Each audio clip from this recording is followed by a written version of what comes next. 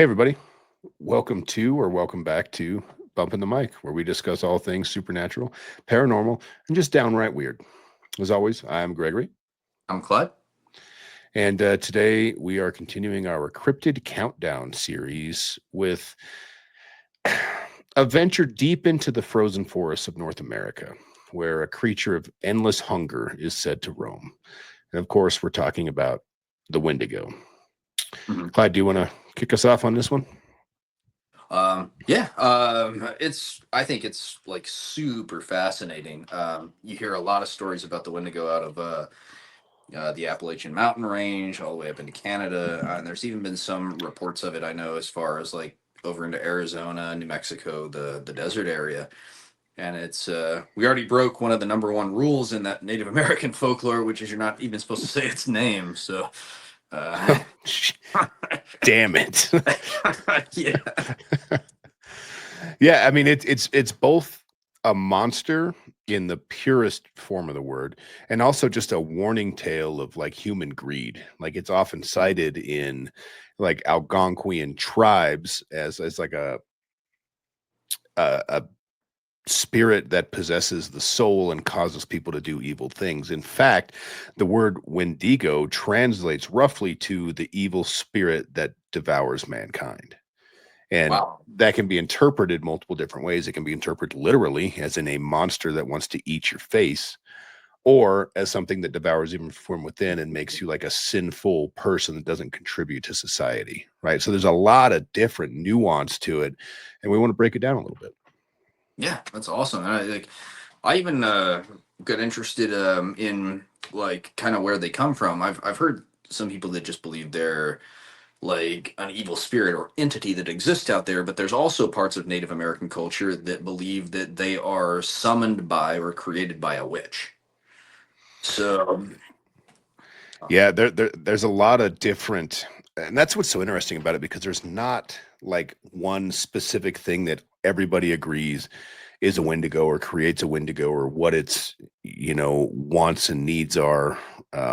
It varies greatly, but what is common is it comes from the indigenous tribes of North America, and all of these tribes agree that it's a monster, right? mhm. And even Jesuit missionaries in the 17th century documented like Algonquian stories of devouring monsters in the northern forests. So not only are these tribes talking about it amongst each other, but visitors to the region, even way back when, were reporting on this as well as something they had seen. Mhm. So who knows? Um, Yeah, and it's super interesting. I even like reading the Reddit stories that I hear about. I mean, you don't yeah. know, you can't really know if those are true or not, but there's people on Reddit that'll sit there and tell you about times they're in the forest because they say the Wendigos, or another word for them is skinwalkers. They say that they can mimic things, so they can appear as something, maybe an animal. They can mimic your friends' voices, and there's been people on Reddit that have come out and said like, "Oh, I was out by the campfire and I heard one of my friends calling me from the woods." And a couple seconds later, like he opened up and stepped out of the tent right next to me. And it's it's interesting. Yeah, in the early folklore and everything, they were said to prey on wanderers and hunters specifically. Mhm. Um, in some traditions, the Wendigos are like these giant, like skeletal beings that look roughly like they have like a deer head, like a bony deer head, and like a humanoid skeleton, but they're you know giant. And some tribes and some legends say that the Wendigos grow larger the more they eat, as if they're never satisfied. Mhm. Some other tribes and cultures describe it as more of a spirit than a physical being that will actually possess humans and turn them into cannibals, thus creating the monster that devours mankind. Hmm. Um, so it's interesting to see these different takes, but in reality, if you break it down, like there's a monster in the woods and it wants to eat you, right? Whether it's a human possessed by a Wendigo spirit or a Wendigo itself in a physical form doing the same thing. Wow. Yeah. Um, it's definitely. definitely some strange things out there. And I would be interested if any of you guys watching have any stories about something strange you saw, heard while you were in the woods. If you believe the Wendigo stories to be true, um, just let us know. We'd love to hear from you. Yeah, anything weird in the woods, right? That you've heard or that you felt like a presence or some sort of entity like trying to draw you further and you just got a weird feeling about it. Does that ever happen to you? Drop in the comments. Let us know. Yeah, and I also kind of wonder too. Have you ever heard of the? I don't know if you guys have heard of it, or Gregory, if you've heard of it, the missing 411. Well, I have, yes. It does it tie into the Wendigos? Is that like a reason that's cited for that? It's like a theory, so people don't know, but there is a theory that there is things out there hunting those people. And we'll actually have to, just in case anyone hasn't heard of it, I know a lot of other content creators have covered it, but we'll probably have to go over it soon just to let people know about it because it is very interesting. And a lot of these like cryptids and um, these like monsters that people talk about, some people do wonder if there is something like that attributed to the missing 411 incidents because they're just so unexplainable and unsolvable. And they occur in the woods. And people are starting to say, well, if it's not like if we can't figure it out with anything we know, maybe there's something out there that we don't know that is doing that.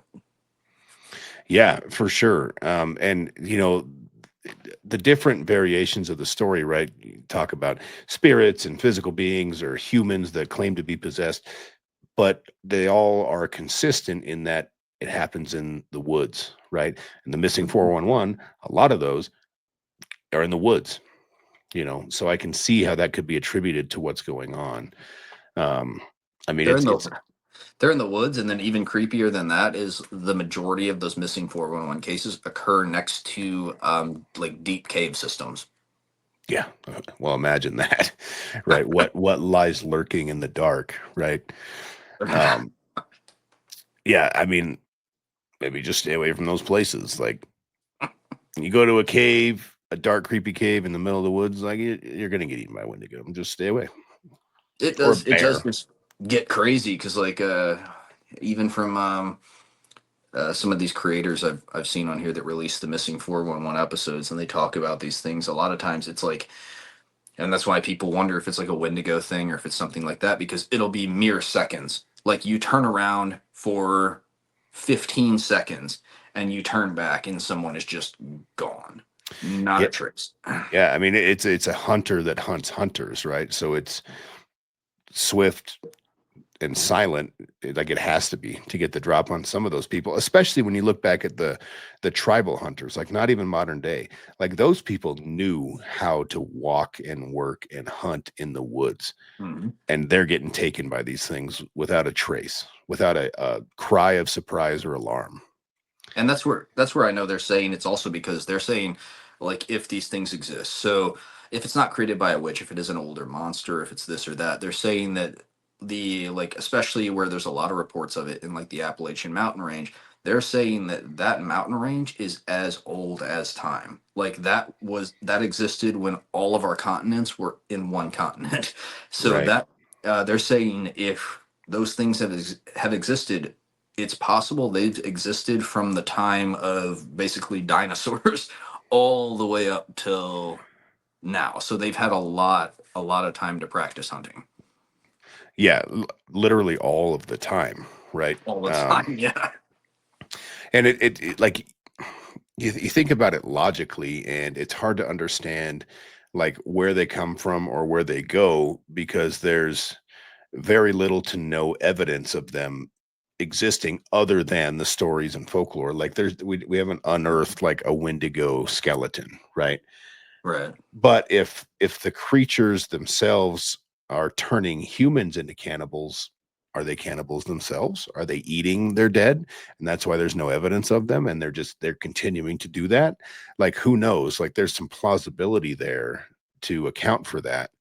But It's possible. And I'm just speculating here, but if they've really been around for that long and they rely on not being found, it could be the same way as in like even like certain wars, like you'll find enemies that they don't want you to know how many people you um, actually took out during a certain operation, so they'll remove their dead after a battle. So Yeah. they'll, as they're retreating, they'll pull their dead out. So it could be a situation like that too. And that's, I have nothing to back that up on. I'm just kind of wondering. Yeah, I don't know. Like it would if they've been around that long and there's no like direct physical evidence other than like eyewitness accounts or these tales that have been passed down through generations, then they'd have to be good at covering their tracks. And it would seem like they've had a lot of practice. Yeah, like, it's like you were saying, if you've been surviving since the beginning of time, you're probably pretty good at it by now. Yeah, absolutely. Um, and it's interesting how far that it's spread too, because obviously like the traceable legends and folklore start in like North America and Canada, but as you said at the beginning, there's reports and sightings and other legends that are coming out of like Arizona and other places that aren't really known for their mountains, right? So if Right. true, then what's causing these things to migrate? Are they getting pushed out by us? Are they getting pushed out by other beings, other wendigos? Or are they just tired of the scenery and they want to, a change of pace, so to speak? But they're certainly moving around, and they've been encountered in all different climates. So I just wonder what the science is there, and it's weird attributing science to legend, but Right. assuming that some of this stuff is true, like there has to be an answer there, and we just haven't found it yet. Right. Absolutely. And that's why we're also coming from a place, I know I don't think we've ever experienced anything like it. So it would be awesome if somebody out there could tell us whether you believe in it or not, or if you've experienced something or you've seen something. Um, Yeah, let us know. I mean, obviously, like it goes back to when we were talking about mimics, right? Like we haven't had a lot of stories of people encountering one of these and surviving and like seeing it. There's not pictures floating around. I mean, there's drawings and stuff, but no actual photographic evidence because like the people that encounter these things, maybe they're not people anymore, right? Or maybe they're yeah. not alive anymore, You right? might be you might be spot on because I was watching a nature documentary and they said there's this one cat. It's like a tiny little cat, but they're like it has one of the most successful hunt rates. It's at like 90 something percent. 90 something percent of the time it hunts, it actually successfully takes down what it's hunting. So if you have something like we were saying that's been hunting since the beginning of time, it might have a pretty successful hunt rate. Yeah, like yeah, that's why we're not getting videos and stuff of this. And a lot of these things, like not just wendigos, but just cryptids and beings, entities and spirits in general, um, are they know what they're doing and they're shy. Like they don't show themselves to everybody, or else we'd have videos and we would bring one on the podcast and talk to it, right? Like they're not all of them are outright hostile, but they sure don't want to be sharing their time with us, right? The Wendigo, by all reports, is outright hostile. If you see one, you should run the other way or do something to defend yourself, right?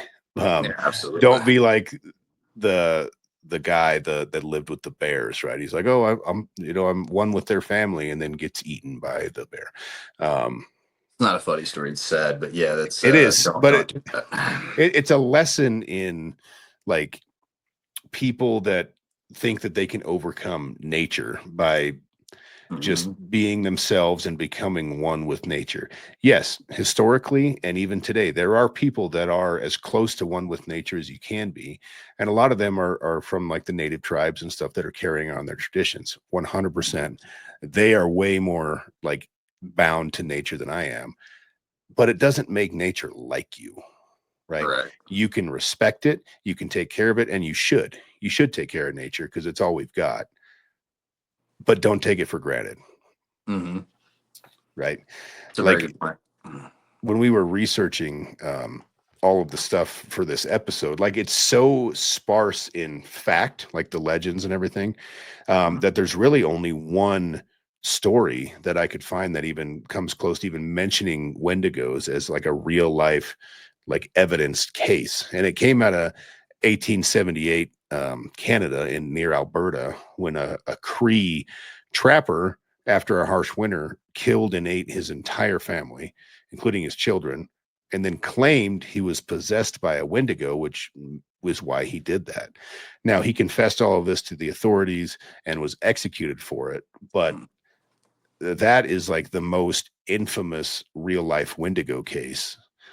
And it's probably just a guy that got hungry in the wintertime, right? Like, and he's trying to come up with excuses for why he did this horrible thing. Because it seems like if like a Wendigo was present, like he probably wouldn't have been able to report that to authorities unless he himself became a Wendigo, and then they're probably not keen on talking to the cops. It is interesting because it's like at that point, especially during that time, you know they're going to execute you. So why lie? Yeah, I mean that was it was common in the tribes too, though. Like not necessarily like kill and eat your whole family, but people would do something against the code and culture of their tribe, or they would start to get cannibalistic like tendencies. And then they would blame that on being possessed by a Wendigo, and then the tribe would kill them, believing them in order to protect the rest of the tribe.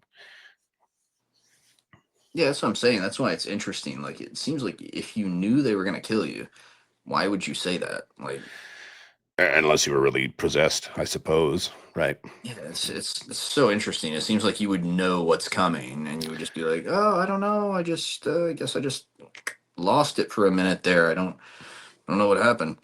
Yeah, Or, and it's weird to me because I keep focusing on this one aspect of this creature in particular, and that it's attributed to two completely different things, basically. Like, one side of the coin is a spirit that possesses you, causing you to be a cannibal and do all these evil things, and the flip side of that coin is an actual creature, this giant deer-like humanoid that's out there hunting people in the wilderness. Like they're so different in how they're portrayed that I don't know how they each get attributed to the same being. You know what I mean? yeah, and I don't know if it's like a different being, but that's actually the one I've encountered more. Like, obviously, you don't know who's saying what or if it's true or not, but like a lot of like just the Reddit stories I found on it is people saying it's like almost like a creature, like they're hunting, they're camping, they're up in the Appalachian Mountains, staying in a cabin, and they'll talk about even seeing things like they'll take a shot at a deer, and all of a sudden it stands up on two legs and looks at them, and they're like, Yep. something's something's I've up. heard tales of that too. Yeah, 100% it stands up and you've got a human with a deer head, like the silhouette of one in the woods staring at you, and Mhm. you just haul ass or do whatever you have to do. Unload every Yeah, right. like, Absolutely. Like if you're out there crawling around in the woods with a deer head on, and I'm talking to you, the people, don't expect to survive that. All right. yeah, Our advice here on Bumping the Mic is unload your magazine and run. Right. that, Like, that is not the time or place for a prank no, at all. no, absolutely not. But Let's let the woods be wild on their own. We don't need to add to it.